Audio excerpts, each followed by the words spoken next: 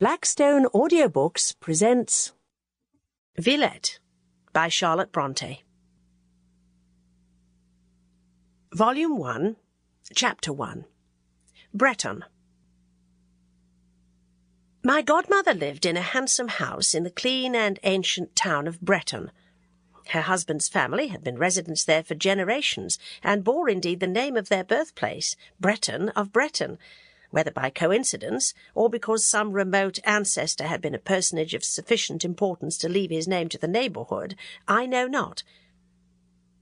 When I was a girl, I went to Breton about twice a year, and well I liked the visit. The house and its inmates specially suited me.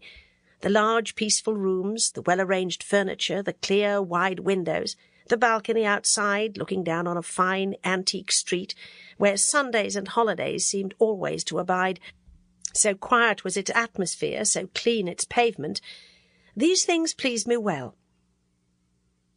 One child in a household of grown people is usually made very much of, and in a quiet way I was a good deal noticed by Mrs. Breton, who had been left a widow with one son before I knew her, her husband, a physician, having died while she was yet a young and handsome woman.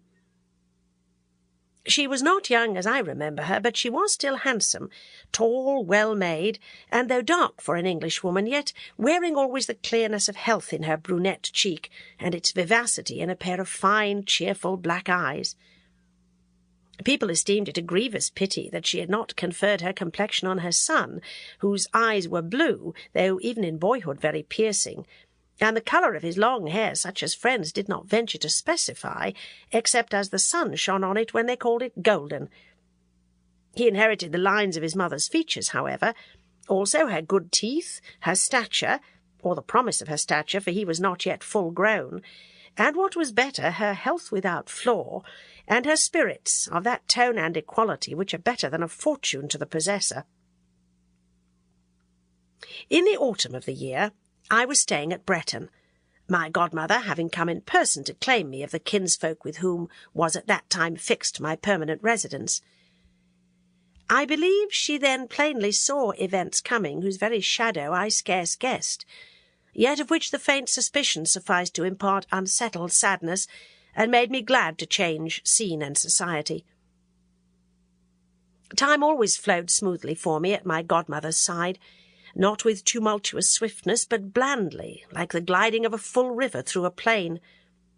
My visits to her resembled the sojourn of Christian and Hopeful beside a certain pleasant stream, with green trees on each bank, and meadows beautified with lilies.